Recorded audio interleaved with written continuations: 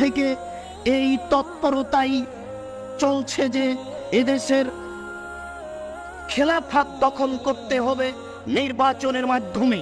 আমরা যদি সংসদে যেতে পারি তাহলেই এদেশে কোরআন এবং হাদিস এর আইন চালু করতে পারবো। এই আকীদা ঠিক নয়। যদি তাই হতো তাহলে ফেরাউন মারা গেল, সংসদ খালি হলো। ফেরাউন ডুবে গেল, সংসদ খালি হলো। মুসা আলাইহিস সালাম ওই সংসদে বসে দেশবাসীকে বলবেন আল্লাহ একজন। তা না করে মুসা আলাইহিস সালাম নদীর অপর পাড়ে গিয়ে বালুর চরে চরে ঘুরে বেড়াচ্ছেন। ফেরাউন ডুবে গেল, সংসদ বিরান পড়ে থেকে গেল। আকীদার পরিবর্তন ছাড়া কোরআন হাদিসের হুকুম চালু করা যায় না।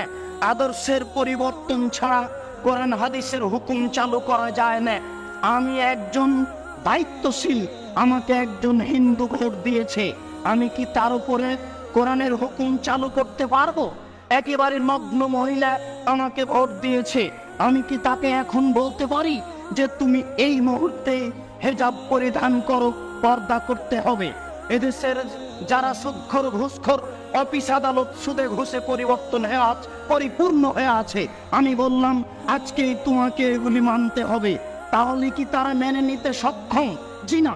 যতক্ষণ পর্যন্ত তার আকীদা পরিবর্তন না করতে পেরেছি, তাকে বুঝাতে না পেরেছি সুদ খাওয়া হারাম, সুদ বৈধ নয়, তোমাকে ছেড়ে দিতে হবে, তুমি একজন মহিলা, তোমাকে পর্দা করতে হবে, ও নিজেই বলবে ঠিক আছে আজ থেকে আমি পর্দা স্বীকার করলাম, ও নিজেই বলবে আজ আমি সুদ ছেড়ে দিলাম।